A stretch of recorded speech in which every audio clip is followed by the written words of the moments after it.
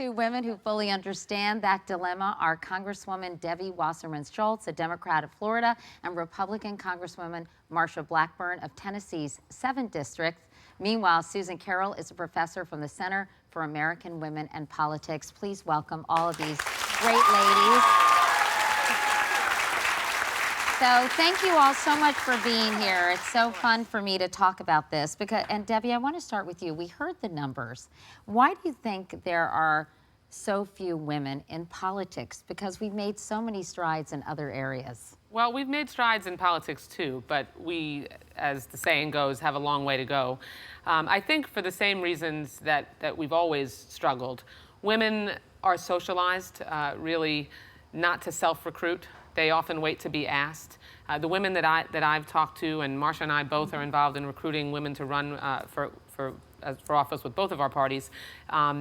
Women often wait till everything's perfect, especially moms. They have to be able to figure out every single aspect of their lives before they decide to run. And then, you know, they often, sadly, don't think they're qualified. We've made progress, and we've got younger women who've been elected to Congress, Tulsi Gabbard and Kirsten Sinema, who are, you know, both in their 30s, which is fantastic. And you know, we just got to keep making a concerted effort. And in fact, Marsha, I know that you believe things are getting better as well. Tell us from your vantage point why you say that. I do think they're getting better because I think people are more open-minded. You have more women in the workplace. 53% of the workforce is women right now. And individuals are becoming accustomed to having a female employer.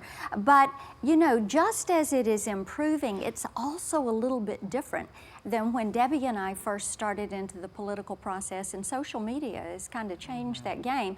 And just as the Veep in the clip was saying, sometimes people can be very harsh in those clips. You can have rape threats, death threats, all sorts of things that you're having to deal with on Facebook and Twitter. Meanwhile, Susan, this is something I know you've been studying for many years. You've helped write multiple books on the topic, like More Women Can Run. So why do you think, what have you found about women being less inclined to enter this field? What we found in our research is that about twice as many men as women say that are what we call self-starters. They say that they decided largely on their own to run for office, whereas women are about twice as likely to say they didn't even consider the idea until someone else suggested it to them. So it's very important that that they be encouraged. And don't you think as the numbers increase, you know, there's an expression, if you can't see it, you can't be it.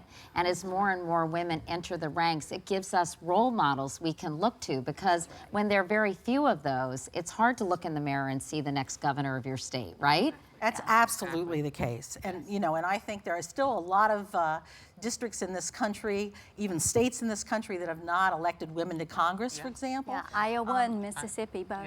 Yeah, very few. There's states that still haven't had women as governors. But I think as more women enter these positions, we will see more women coming forward, absolutely. And Debbie, I know you always wanted to have a career in politics, but you didn't think you'd start so young. Tell us how you got into politics. I thought that I would take the path that my predecessors had, which was, you know, after you got married, I would have children when they were a little bit older and more independent, then I would have an opportunity to run. But when I was 25 years old, my boss, I was a legislative assistant, called me at home in the middle of the legislative session and said, you know what, Debbie, I'll get someone else to run my congressional campaign, which is what I was planning to do. You should run now. There's no time like the present. So you were 26? I was 26 when I was elected. I was the youngest woman ever elected in Florida. Wow. And you have no turning back. And Marsha, what about you? How did you get into this crazy business? You know, I was a community volunteer and was the one who would run campaigns and chair the county party and do all of those activities on the backside, very involved.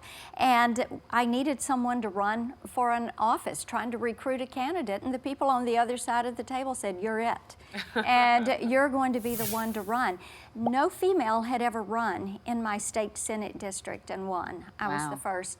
And when I was elected to Congress in 2002 from Tennessee, I was the first woman to ever put her name, do this all on her own from scratch, not come behind a husband or or a father and go on and win that seat and then hold that seat. And Susan, I think a lot of people follow Marsha's path because my sister was a state senator and she was Right. running for lieutenant governor and then was diagnosed, unfortunately, sadly, with pancreatic cancer, so she had to drop out. Your sister was wonderful. Oh, thank you. But she was, you know, very active on the school board and very active in the community, and she used that kind of to hone her leadership skills and then to jump into politics. Meanwhile, once women do get involved, Susan, do they lead differently than men?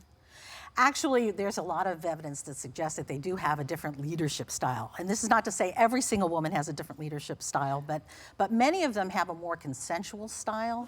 They strive for consensus. They try to work across party lines often. They're more used to, they actually interact with each other. Women in the U.S. Senate are a good example of that. Are the two So you've women got sitting a here? Republican and a Democrat actually talking to each other. I mean, alert the media.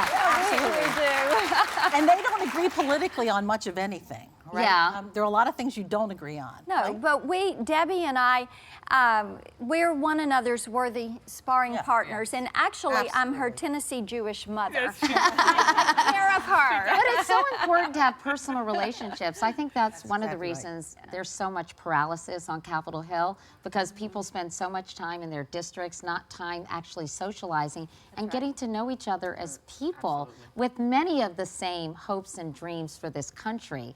And I think they would find there's much more that brings them together than Marsha tears knows them my apart. kids. Yeah. She knows my kids. We've talked about, you know, each other's lifestyles and even the challenges that we've faced. And even though we don't agree on a lot, we root for each other. Well, amen to that.